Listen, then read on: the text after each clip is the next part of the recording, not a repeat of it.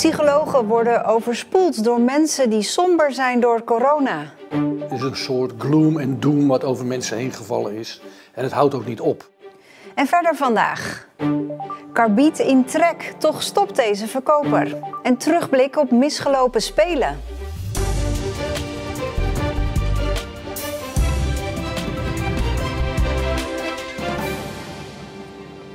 Goedenavond.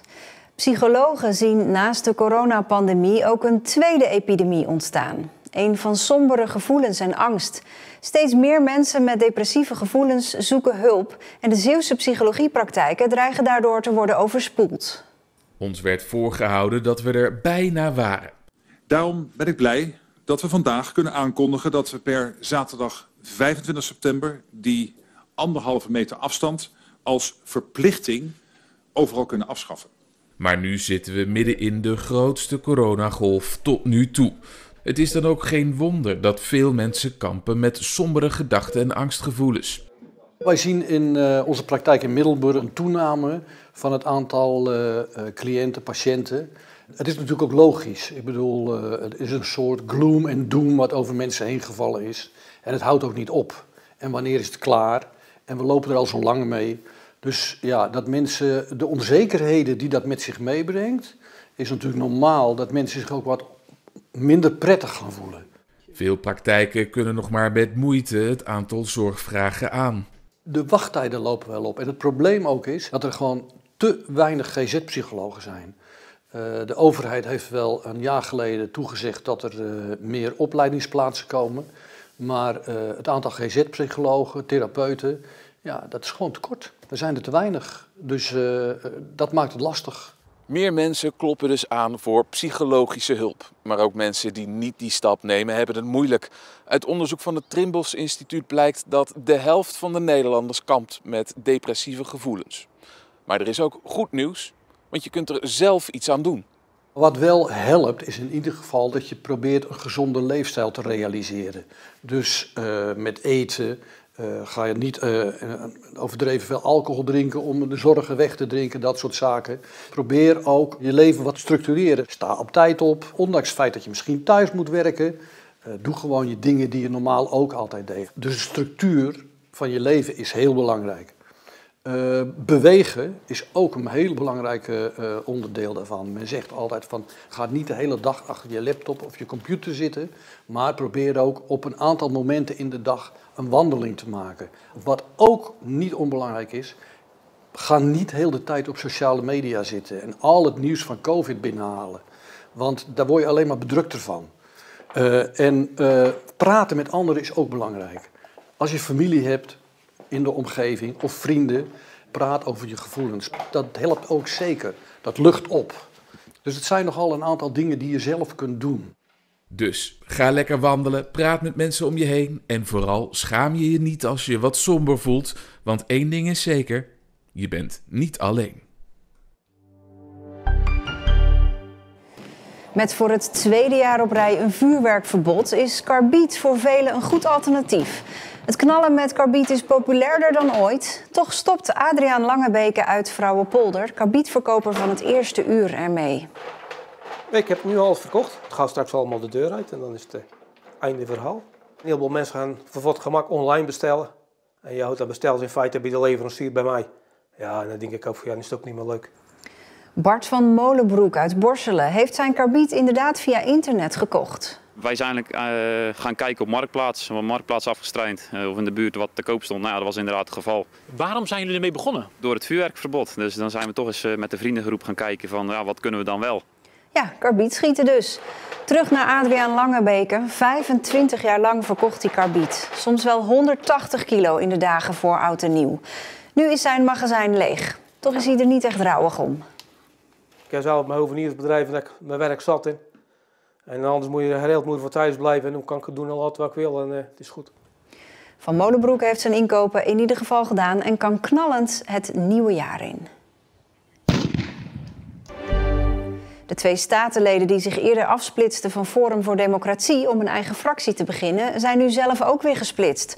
Robert Koevoets verlaat de oppositiepartij Pro-Zeeland. Volgens hem was er toch geen klik met fractiegenoot Robert Brunke.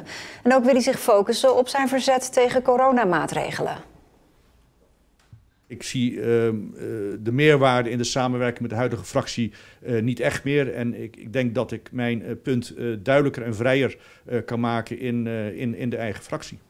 Robert Brunke, hier op archiefbeeld, die dus nu alleen achterblijft in de fractie Pro-Zeeland, reageert verbaasd. Voor hem komt het vertrek van Koevoets onverwachts. Hij wil het nieuws eerst laten bezinken voordat hij commentaar geeft. En de oppositiepartijen in Provinciale Staten van Zeeland hebben samen 19 zetels. Door de opsplitsing van Pro-Zeeland zijn die zetels nu verdeeld over maar liefst 12 partijen. Vorig jaar ging hij niet door en dat dreigde dit jaar weer het geval te zijn door de coronamaatregelen. De jaarlijkse optocht van verlichte trekkers over Walcheren. Hoi! Maar de boeren bedachten een list. Wij doen nou een demonstratietour met een verlicht tentje. En dus reed een lange sliert tractoren langs de Walcherse dorpen. Ruim 80 tractoren nou. Dat is de moeite. Ja, dat is een hele tocht, maar dat hebben we gezien onderweg, dat is zeker. Wat vind je daar nou zo leuk aan dan, aan die trekkers? Omdat ze muziek maken.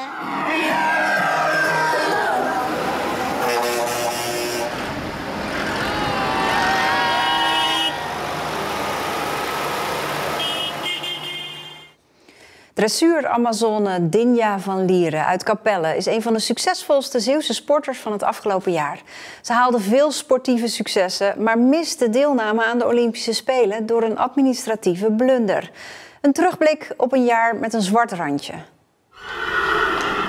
Het is een heel emotioneel jaar geweest, ja. Een jaar waarin de 31-jarige Dinja van Lieren zo goed presteerde dat ze mee zou mogen naar de Olympische Spelen. Maar er kwam een kink in de kabel. Haar toppaard Hermes, van eigenaar Joop van Uitert, stond bij de internationale bond FEI ten onrechte als Duitse hengst geregistreerd. En die combinatie Duits paard Nederlandse ruiter is niet toegestaan op de Spelen. De bond wilde of kon de fout niet herstellen, waardoor Van Lieren niet met Hermes naar de Spelen mocht. Ik zou het liefst alleen maar in huilen uit willen barsten. En ja, dat is gewoon heel erg shit. Ja, het is gewoon heel shit. Van Lieren ging toch naar Tokio, maar dan als reserve met haar andere paard, Haute Couture. Tijd voor een terugblik op een jaar van uiterste. 2021 was mijn beste sportieve jaar. Ja. Dat ik mee zou mogen naar de Olympische Spelen was niet meer dan terecht. Ja. De dag dat ik hoorde dat ik mee mocht naar de Olympische Spelen was fantastisch. Nee. Als ik terugdenk aan de administratieve blunder van de FEI, word ik nog altijd heel erg boos. Nee. In Tokio heb ik vaak gedacht, wat doe ik hier als reserve? Ja. Met mij in de ploeg had Nederland wel een medaille gehaald in Tokio. Nee.